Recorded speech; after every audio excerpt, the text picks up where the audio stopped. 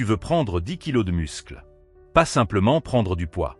Pas devenir plus gros en mangeant n'importe quoi. Mais réellement transformer ton physique. Le problème, c'est qu'aujourd'hui, Internet est rempli de conseils contradictoires. Certains te disent qu'il faut manger tout ce qui te passe sous la main.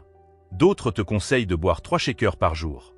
Et il y a même ceux qui pensent qu'il suffit d'aller à la salle 6 fois par semaine. La réalité est beaucoup moins spectaculaire. Prendre 10 kilos de muscles est tout à fait possible. Mais cela demande une vraie méthode. Dans cette vidéo, je vais te montrer exactement les étapes à suivre, les erreurs à éviter et ce qui fait réellement la différence sur le long terme. Partie 1. Oublie l'objectif des 10 kilos. Avant toute chose, il faut remettre les choses en perspective. Quand quelqu'un dit « Je veux prendre 10 kilos de muscles », il imagine souvent y parvenir en quelques mois. Malheureusement, le corps ne fonctionne pas comme ça. Construire du muscle est un processus lent. Même avec un entraînement parfait et une alimentation irréprochable, la progression est progressive. Et c'est une bonne nouvelle. Parce que cela signifie que tu n'as pas besoin d'être parfait pendant 2 mois. Tu dois simplement être régulier pendant longtemps. Les personnes qui réussissent leur transformation ne sont pas celles qui font tout parfaitement. Ce sont celles qui abandonnent le moins. Partie 2. L'entraînement. Contrairement à ce que beaucoup pensent, manger énormément ne suffit pas. Le muscle est une réponse à une contrainte. Si tu ne donnes pas à ton corps une raison de construire davantage de muscles, il utilisera simplement les calories supplémentaires pour créer des réserves de graisse. Ton entraînement doit donc être progressif. Chaque semaine, essaie de faire un peu mieux. Une répétition supplémentaire. Un peu plus lourd. Une meilleure technique. Une meilleure amplitude. Le but n'est pas de sortir détruit de chaque séance. Le but est de devenir plus fort au fil des mois. Partie 3. Le surplus calorique. On entend souvent « mange le plus possible ». Je ne suis pas d'accord. Un énorme surplus calorique ne construit pas plus de muscles. Il construit surtout plus de graisse. Ce qui fonctionne, c'est un léger surplus. Juste assez pour donner au corps les ressources nécessaires à la construction musculaire. La qualité des aliments compte également énormément. Des protéines à chaque repas. Des glucides pour alimenter les entraînements. Des bonnes graisses pour le fonctionnement hormonal. Et suffisamment de fruits et de légumes pour couvrir les besoins en vitamines, minéraux et fibres. Partie 4.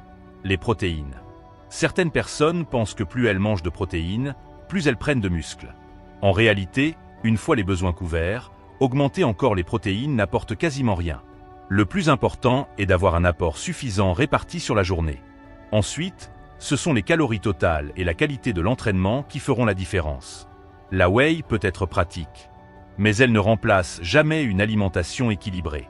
C'est simplement un aliment pratique, pas une solution miracle.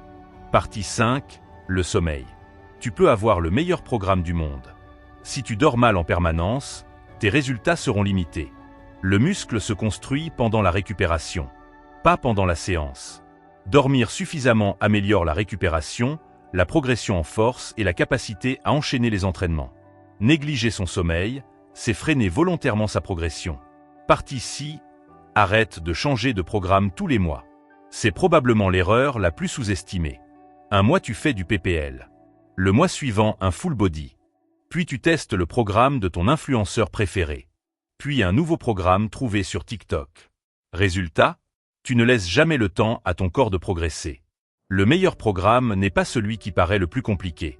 C'est celui que tu peux suivre pendant plusieurs mois tout en progressant. Partie 7. Suivre ses progrès.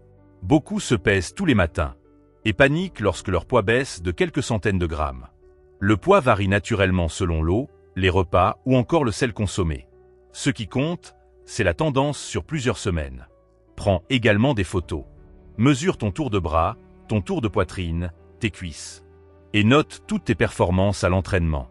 Le miroir et les performances racontent souvent une histoire beaucoup plus fidèle que la balance. Partie 8. Les compléments. Les compléments alimentaires peuvent être utiles.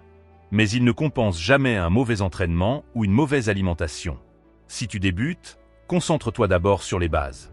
Une fois ces bases solides, certains compléments peuvent être intéressants pour leur aspect pratique. Mais aucun ne remplacera des mois de travail régulier. Si tu veux réellement prendre 10 kilos de muscles, retiens une chose. Ce n'est pas une méthode secrète. C'est l'accumulation de centaines de bonnes décisions. Bien s'entraîner, bien manger, progresser semaine après semaine. Être patient lorsque les résultats semblent ralentir. Les physiques impressionnants ne se construisent pas en quelques semaines. Ils sont le résultat d'années de constance. Alors oublie les raccourcis. Construis de bonnes habitudes. Et dans quelques mois, tu seras déjà surpris par le chemin parcouru.